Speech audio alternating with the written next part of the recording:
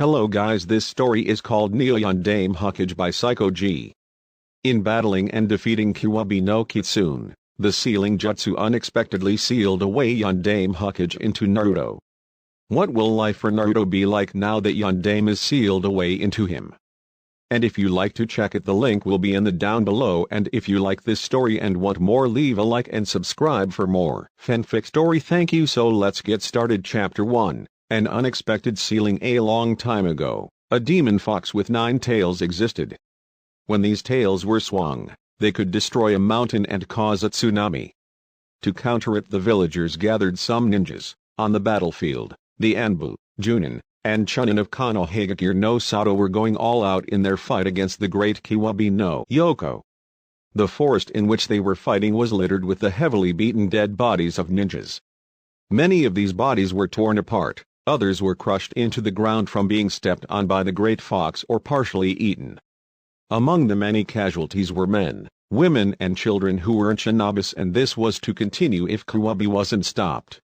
"We have to hold it off until Yandame arrives," yelled on the injured Junin before he charged back into fighting Kiwabi. "Don't let it get closer to the village," yelled another injured Junin, kneeling down to catch his breath before he also charged back into action.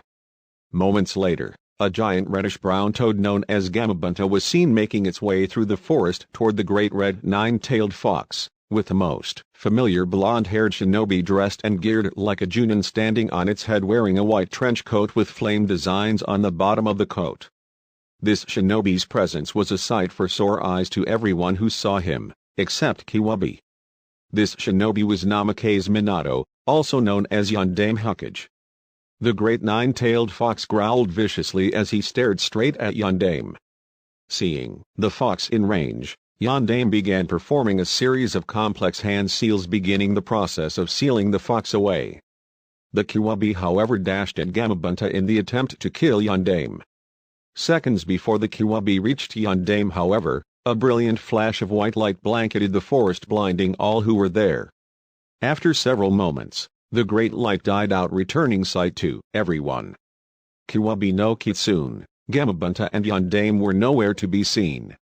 The fighting was over and Kiwabi was finally defeated, but at a great cost. Meanwhile, Sarutobi Hiruzen, also known as Sandame Hokage, was in an undisclosed chamber with a crying newborn infant boy resting on a cushion on the ground with candles ceremonially arranged around him. 3 Anbu were also present with Sarutobi. Hiruzen suddenly sensed a very strong chakra making its way toward the baby.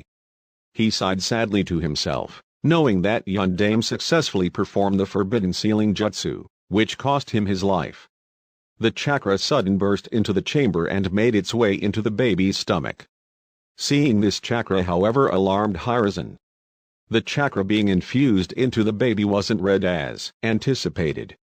Instead, this very strong chakra was blue, and it gave off a most familiar aura.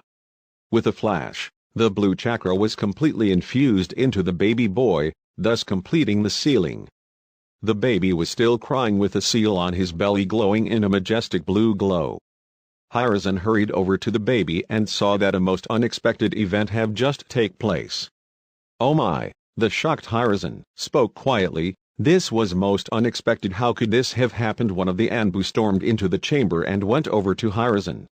"Sandame-sama, Kiwabi is gone, and so is Yandame Hokage.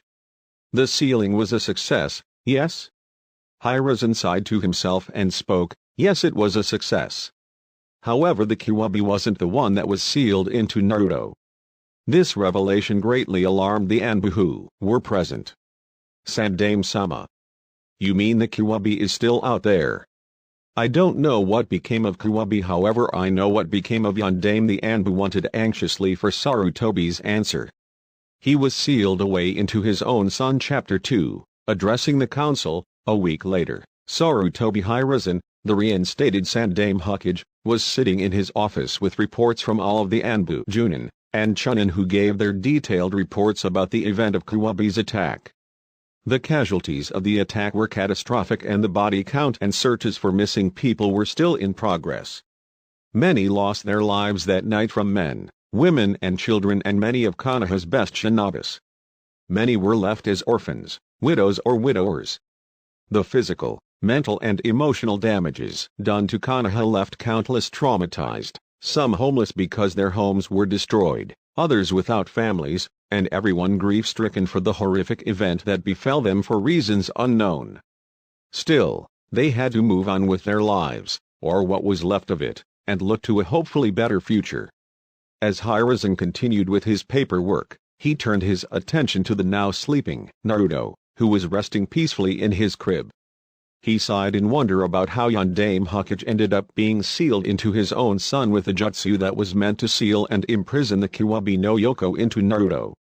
He had no idea what could have transpired seconds before the Kinjutsu went into effect.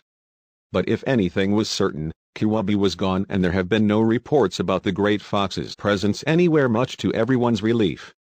Getting off his chair, Sandaime went over to the sleeping baby. Looking down at the blonde-haired child in wonder as he wondered to himself, "Yondaime, exactly what happened during your fight with Kiwabi? How did it end up that you were sealed away? And what became of that nine-tailed monstrosity?" Sarutobi continued to look down at the child in wonder as he recalled what happened a few hours after Kiwabi's defeat. Flashback: a week ago, it's been 2 hours since Kiwabi's defeat and the aftermath was taking its effect on the people. Meanwhile, Sandaime was in the meeting chamber with all of the advisors and clan leaders. The Anbu who were in the undisclosed chamber earlier with Hiruzen were also present and standing guard. Naruto was currently sleeping quietly in Sandaime's arms. They were discussing the issues concerning Yondaime's only living son and heir and what they must do with him. Sarutobi had just finished explaining in detail what happened to Yondaime and how he was sealed into his newborn son's body. Needless to say, they were left speechless. After a long moment of silence, Hayashi broke the silence. "Are you truly serious, Sandaime-sama?" "I'm very serious," Hiruzen replied. "The Kinjutsu Yondaime performed was meant to seal Kiwabi into Naruto and ultimately claim Yondaime's life for performing the Kinjutsu. However, for reasons yet to be known, Yondaime himself ironically fell victim to his own jutsu and was sealed away into his own son. There are numerous possibilities of the effects the sealing of Yondaime into Naruto will have on the young boy as he grows up. For what it's worth, Naruto is practically a born Hokage." Sarutobi looked around as the advisors and clan leaders murmured with each other about what they were just told.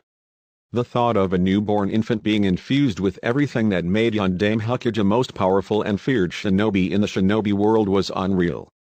But it was said clear by the Sandaime Hokage himself. "The possibilities and potentials for this child of Yondaime-sama are almost limitless," Hayashi acknowledged. "In some respects Namake's Naruto is Yondaime-sama's reincarnation." "You might see it that way," Sandaime said. "However, Naruto is Minato's son, not Minato reborn. In spite of the situation the child is in, the child possesses great powers passed down from father to son in a strange twist," spoke Koru. Nodding, Hiruzen stated, "which is also why he's in grave danger should enemy nations and villages learn of Minato being sealed within his own son. One of two extremes could happen: enemy nations and villages would seek to either kill the child or most likely kidnap him in order to raise and train him to be part of their nation and turn him against us. The results would prove disastrous to Konohagakure should they corrupt Minato's legacy. Naruto will need protection of the highest level." Hiruzen looked at all of the clan leaders and advisors conversing with each other about what could be done for Naruto. A couple of minutes later, Hayashi spoke. "Sandaime-sama, with all due respects, I request permission to adopt and raise Minato's heir, establishing him as part of the main house of the Hiwaga family." On hearing those words, Sarutobi contemplated what could happen should he entrust the tutelage and upbringing of Naruto to one of the clan leaders. Seeing their faces, he noted that each of them, even Homura and Koru, were more than willing to adopt and raise Yondaime's only son without question. From what he was visualizing about Naruto's possible upbringing under their wings, however, the results looked anything but appealing. When he visualized what could happen if Naruto was raised by Hayashi, as part of the main branch, he saw Naruto learning a lot from the Hiwaga clan as a whole. It was true that Naruto would have been trained in the best arts. However, Hayashi's harsh and cold demeanor was no secret to Sarutobi, and he also saw Naruto adopting and mirroring such a demeanor. Combining that with being trained in the arts of the Hyugas and Minato's arts of combat, Naruto would turn out ruthless and look at everyone else being inferior to him. Not good qualities for a Hokage. Looking at the clan leader of the Uchihas, Sarutobi also saw Naruto learning a great deal from them. Like the Hyuga clan, however, the Uchiha clan was a proud clan because of the power behind their bloodline limit, and because of their arrogance. He saw Naruto having fierce rivalries with Uchiha prodigies and seeking to prove who'd come out as the dominate figure, especially since Naruto didn't possess their bloodline limit or anyone else's for that matter. With the Nara clan, he saw Naruto becoming a more strategic and deadlier killer, since the Nara clan was known for being very skilled in efficient tactics and battle strategies, especially with their ability to manipulate their shadows.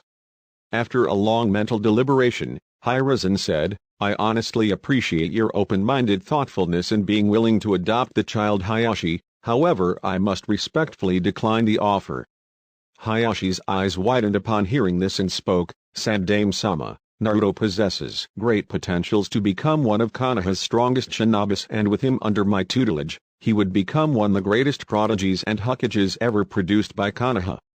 I acknowledge your good intentions for the child Hayashi and for anyone else here who's willing to take the responsibilities of taking Naruto under their wings." Sandaime sighed and continued, "However, Naruto needs balance in his life. He's already been infused with a powerful Hokage whose knowledge, wisdom, stamina and abilities will possibly be absorbed into the child in a gradual process as he grows up, no doubt. Because of this, he'll need someone to balance him. For the best intentions of the child, I'll dispatch one of the Anbu here to locate someone of my choosing to raise and teach Minato's heir." Hayashi reluctantly remained silent. Now wasn't the time to argue with the reinstated Hokage, especially after everything that transpired before and after Kiwabi's attack. "Are we to inform the villagers about Yondaime's surviving heir?" asked Homura. "No," Hiruzen replied firmly with no hint of hesitation in his voice. "Should the people learn that Namake's Naruto is Minato's only son, chances of Naruto being spoiled and pampered by the villagers would be unquestionably high. The child would grow up to be ungrateful and show little appreciation for the things given to him. The results, however, would be the opposite should he learn to earn what's rightfully his than to simply hand his inheritance over to him. Plus you have to remember that Minato has made a lot of enemies in many lands, villages, and possibly other continents. And as I mentioned before, should enemy villages learn of Yondaime having an heir infused with Minato himself, the results would prove disastrous for both the child and the entire village of Konoha."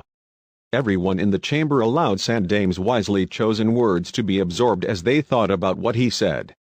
"For this reason," Hiruzen continued, "the child's name will be changed. He will adopt the maiden name of his mother as Minato instructed before his battle with Kiwabi. His new name will be Uzumaki Naruto. Everyone will be told that Minato and his entire family have died as a result of Kiwabi's attack. When Naruto grows up and reach a level of maturity that I see appropriate with the ability to look after himself, he will be given everything that belongs to his family, and with the truth about his heritage being publicly explained to the people." Everyone present nodded their heads in understanding. Hiruzen remained silent momentarily as he allowed everyone to let his words sink into their minds. With a more serious and firm tone, Hiruzen continued, "Until that time, no one here is make any mention to anyone outside the council regarding the truth about Naruto's true heritage without my or Naruto's consent. If these words of mine are not honored, the act will be regarded as treason, and the punishment will be severe. This is my law as the reinstated Hokage." The Anbu clan leaders and advisors knew not to take Sandaime's words lightly, especially if they didn't want to incur his wrath. End flashback. Sarutobi sighed again as he thought about what happened after the meeting. Flashback. A week ago, Hiruzen, 3 hours after the meeting with the advisors and clan leaders, had called the grand assembly of everyone in Konoha. Many in attendance could only wonder what Hiruzen had to tell them in regards to Kiwabi no Yoko's attack and defeat. Many murmurings were circulating around the assembly until Sandame appeared on the roof of Hokage Tower calling everyone to attention. The people immediately quieted after seeing Sandame Hokage take the stage. People of Konohagakure no Sato, Sandame addressed everyone. As you all are well aware, a great monster known as Kiwabi no Yokai have attacked our village for reasons unknown to us. Sadly, many of our people and shinobis have lost their lives in battling the Kiwabi, and many parts of our village have been left in ruins. It grieves me deeply that such a terrible event of such evil have befell us. Hiruzen paused for a moment as he looked over at everyone in the audience. Taking a breath, he continued. Kiwabi would have continued its rampage had it not been for the sacrifice made by Yondaime Hokage, who vanished and died moments after defeating Kiwabi no Yoko. It also grieves me to inform all of you that Yondaime's honorable wife, Namikaze Kushina, also died during the attack. Again Sandame paused and looked at the faces of everyone who was there. He knew how everyone loved his successor Yondaime and his wife Kushina, and Sandame was no exception. The villagers knew his wife was pregnant and were really looking forward to the birth of Yondaime's child with high expectations. Although it was true that Minato's wife died, however, it grieved him that he had to make everyone believe that both Minato and his child were dead, but it was for Naruto's own protection. Hiruzen continued, yes, the loss of Minato and his family is indeed a great loss, and with all those who lost their lives on this tragic night. But their deaths were not in vain. Minato and all of the brave shinobis and citizens of Konohagakure who died gave their lives to protect the village and everyone they held dear to them. Their deaths therefore were honorable and ought to be commemorated. In spite of all that has happened here on this night, the fact that the village is still in existence testifies to the shining will of fire that burns in all of us. A fire that will not go out into the shadows of the night by enemy's forces. Tonight's events have proven this truth to all of us. Although we can never bring back the lives of those who were lost in the battle, however, we can honor their sacrifices and losses by rebuilding Konohagakure no Sato for a brighter tomorrow. In this way, the next generation of Konoha and all future generations to follow will learn of the great things that their people and ancestors have done for them and their village, and proudly carry their spirits and fiery will of the village. The villagers all burst into applause after hearing Sandame's words to them. Needless to say, the people took all that he said to heart.